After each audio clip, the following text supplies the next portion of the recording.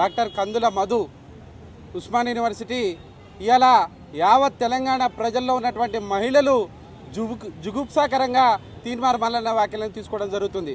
మల్లన్న బుద్ధుందా? తెలంగాణ మహిళ అంటే ఆత్మగౌరవానికి ప్రతీక.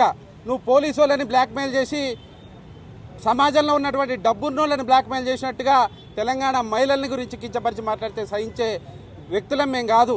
జాగృతి అంటే గతంలో లాగా సేవా కార్యక్రమాలతో పాటు 2.0 వర్షన్ది ఇప్పుడే అప్లోడ్ చేస్తున్నాం.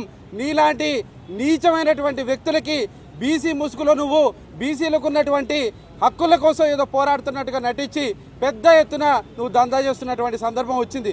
మరి ఎందరో మంది ఓసీల దగ్గరికి ఎమ్మెల్యే గెలిపిస్తానని చెప్పి నువ్వు డబ్బులు తీసుకున్నావు. మరి నువ్వు వాళ్ళతో ఏం మర్చుకున్నావు అని మేము అడుగుతున్నావు. నీలాగా జుగుప్సాకరంగా సిగ్గుపడే విధంగా మహిళలు తల వంచుకునే విధంగా మాట్లాడేటటువంటి అవసరం మాకు లేదు. కానీ కుక్క కాడికి చెప్పుదెబ్బ అనే విధంగా ఖచ్చితంగా చెప్పుతో కొడతాం. ఇది ఒక రోజుతో అయిపోయేది కాదు. ఎందుకంటే మమ్మనన్నా మక్కనన్నా మా చెల్లెనన్నా తెలంగాణలో ఏ మహిళ గురించి కానీ అగౌరవంగా మాట్లాడితే నీ ఒళ్ళు చింతపండు కావటం ఖాయం.